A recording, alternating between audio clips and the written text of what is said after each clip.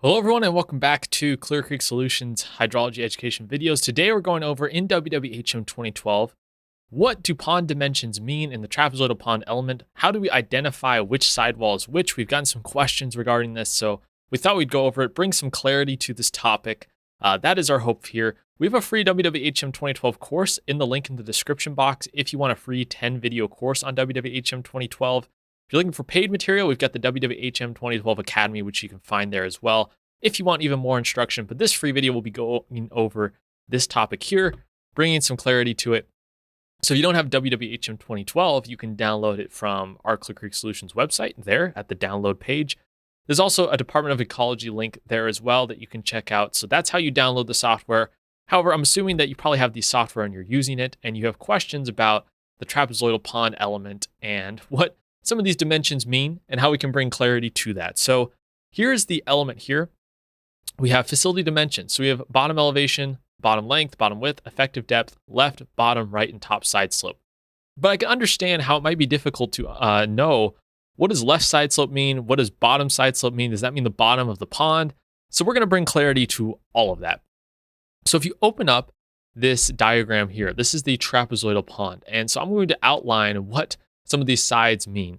So for bottom length and width, that's the actual bottom surface of the trapezoidal pond. That's what we are referring to. So that's the dimensions of whatever that bottom surface area is. That's what bottom length and bottom width are referring to.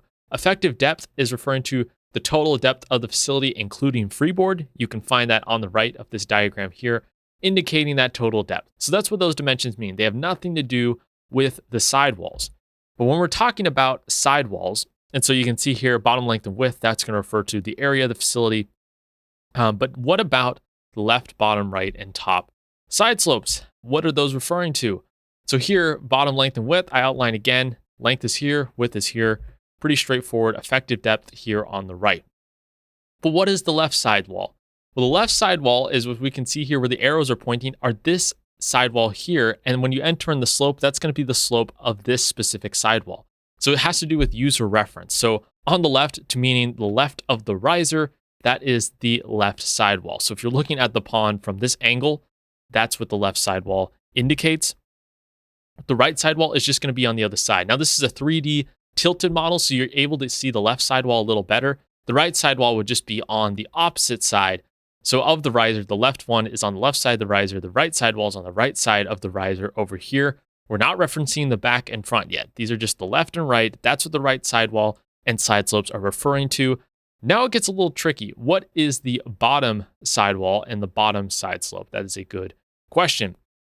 So when it comes to the bottom sidewall, like I said, because this is 3D, this might be a little difficult to visualize, but the bottom is actually going to be the closest wall to this user reference. So imagine that you had a 3D model in front of you of this pond and you were looking at it. When we're talking about bottom, we're talking about the wall closest to you, the side slope of that wall. Because when we look at top, the top side wall, which we can see here in 3D in the top side slope, is the one furthest from you. That's the wall furthest from your screen. So I list this on the bottom here, wall closest to you. So this would be kind of almost in the screen, the closest side wall. And then the wall furthest from you is going to be on the other side. So it's on the other side of this riser. And we can see that wall here. And then the bottom wall was the one on this side of the riser here. Because it's 3D, it's a little bit tough to visualize, but that is what it is referencing. And so hopefully that's a little bit easier to understand. If I go to the model here and we go facility dimension diagram, that's how you can open it up and help yourself visualize it a little bit. By opening up outlet structure data, that's how you can visualize the riser and the riser notch options. But when you're looking at facility dimensions, open that dimension diagram. That's really going to give you a good idea of what you're looking at. So we have left here, right is here, top is furthest from you, top side slope, and bottom is the closest wall to you. Hopefully that now makes sense. We understand that's a little bit confusing. And so hopefully this helped clear it up. If you have a question, leave a comment or shoot us an email. We wanted to give a little bit of a clarification video on that. We have free courses in the description down below, paid courses in the description down below if you want to learn more about WWHM 2012. So we thank you so much for watching. Anyways, we will see you guys next time.